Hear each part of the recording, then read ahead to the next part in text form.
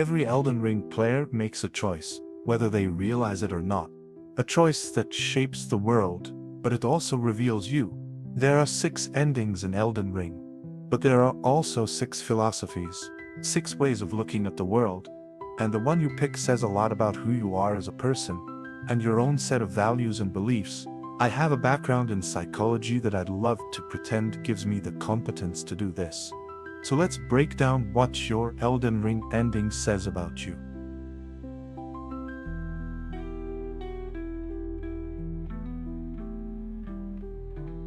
Frenzied flame ending. You're here to end the world, not fix it. You saw the Erd tree towering over everything, the rules, the systems, the gods, and you thought, nah, you didn't want to become another puppet of the greater will. You wanted to burn it all down and start over, or maybe not even start over at all. The frenzied flame isn't about chaos for chaos's sake.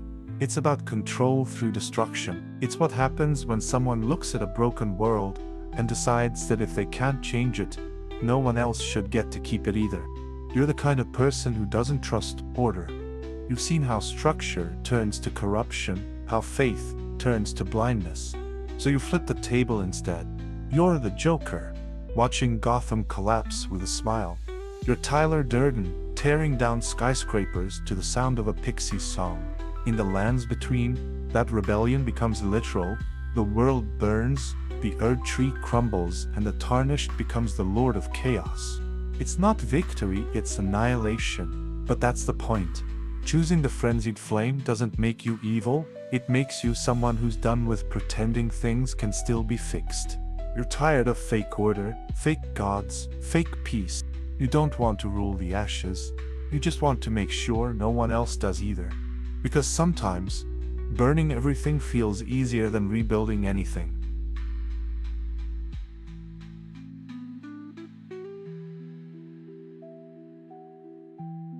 If you chose the blessing of despair ending, you're not really trying to destroy the world, you're trying to make it feel something again.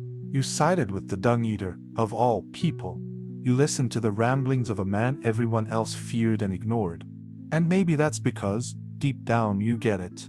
You understand what it feels like to live in a world so rotten that the only way to cleanse it is to curse it. The blessing of despair isn't just darkness, it's disappointment. It's what happens when you've lost faith in redemption, but still want to leave your mark. You don't rebuild or burn, you taint. You want everyone to feel what you've felt. The pain, the decay, the truth that beauty doesn't last. Players who go down this path are drawn to tragedy. You're fascinated by what's broken, not what's perfect. You're the kind of person who sees a cracked painting and stares at the lines, not the colors. You find poetry in corruption. It's not evil, it's reflective. You're not a villain, you're a witness who refuses to look away. The world has wronged too many people, and instead of pretending it can be fixed, you decide to immortalize that flaw, to make sure the curse never fades, so no one can forget how it got there. In a way, you're a self-destructive idealist. You still believe in justice. You've just stopped believing it's possible. So instead of rebuilding the world, you corrupt it, hoping maybe that the next one does better. But not everyone wants to tear down the system. Some people just want to keep it standing, even if the walls are cracked.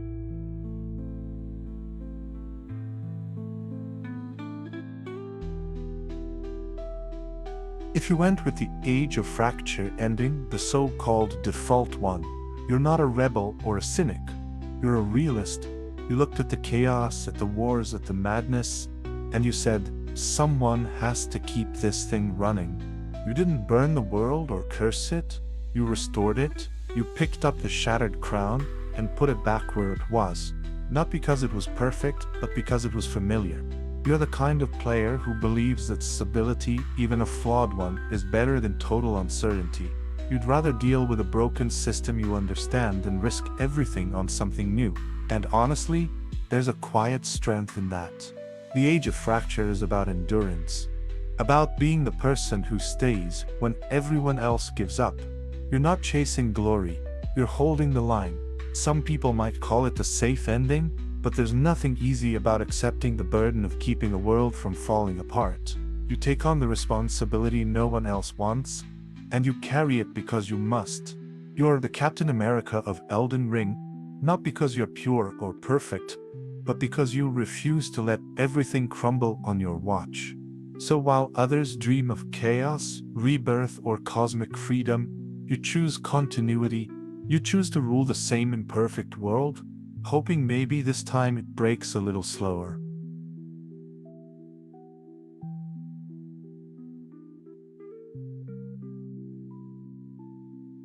If you chose the Age of Duskborn ending, you're the kind of person who looks at a dying world and still sees beauty in it. You just wanted peace, not to rule or rebel. Path isn't about conquest, it's about closure. It's about letting the dead finally rest, after ages of wandering without purpose. Choosing this ending says a lot about you. You're searching for meaning. You're the one who feels the weight of every fallen soldier, every forgotten soul, every broken promise that the lands between left behind. You want balance, not victory. You see the rot and decay, not as something to destroy, but something to understand.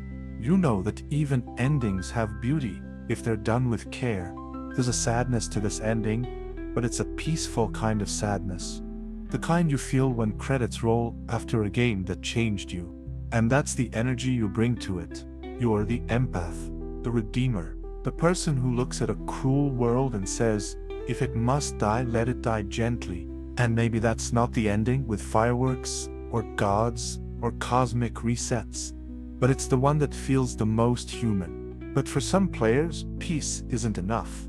They don't want endings that fade quietly, they want perfection that lasts forever.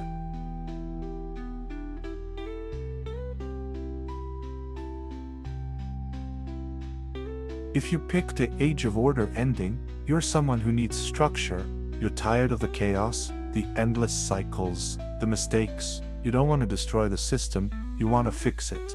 Gold Mask's philosophy resonates with you because you believe the world can be corrected not by burning it, but by rewriting it. This is the ending for the thinkers, the reformers, the architects, the ones who believe that with the right vision, the world can finally make sense. You probably look at a messy room, a broken story, a flawed system, and your instinct is to organize it, to restore order, logic, and meaning. And in a way, that's what this ending does. It tries to perfect the golden order, free from the fickle whims of gods. But beneath that perfection, there's danger too. Because when you chase control for too long, you risk becoming the very thing you set out to fix. The Age of Order is beautiful and terrifying for that reason. It shows that even purity can be corrupted by certainty.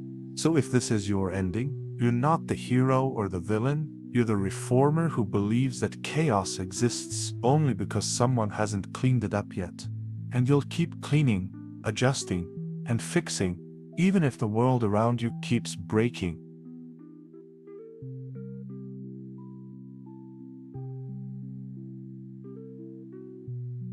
If you chose the Age of Stars ending, you're the type who doesn't want to rule the world. You want to leave it behind. You're the dreamer, the visionary, the one who looks at everything that's happened, the wars, the gods, the endless struggle, and says, what if I just walked away?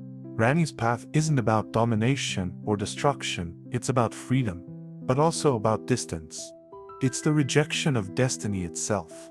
You're not fighting for the Golden Order or against it. You're stepping outside of it entirely. People who pick this ending tend to see life like that too. You're the kind who doesn't want to play someone else's game. You'd rather build your own. You value independence, creativity, solitude. You find peace not in control, but in escape. But that freedom comes with loneliness. The stars are beautiful, but they're cold. The Age of Stars is poetic because it's both a liberation and a farewell. You and Ranni disappear into the cosmos, leaving the world to its own devices. And if that's the ending you chose, it says this about you. You don't want to fix the world, you want to outgrow it. You're not running away from responsibility, you're chasing something bigger, a kind of peace that only exists far from the noise. You don't just want answers, you want meaning. And maybe, for you, that's enough. Each ending tells its own story, but together they don't just reveal the fate of the lands between, they reveal you. None of these endings are truly good or bad, they're mirrors.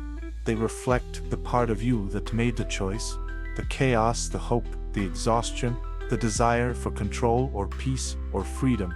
And that's what makes Elden Ring special.